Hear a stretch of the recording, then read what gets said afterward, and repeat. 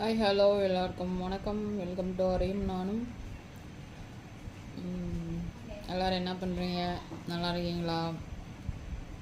உங்கள் ஊரில் எப்படி வெயில் எப்படி அடிக்குது? நல்லா வெயில் குவாலிட்டியாக அடிக்குதா அன்குவாலிட்டியாக அடிக்குதான்னு சொல்லுங்கள்.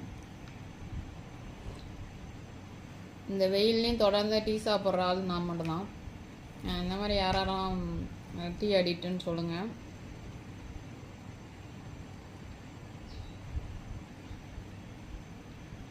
வெயிலில் பைத்தியம் தான் பிடிக்கும்.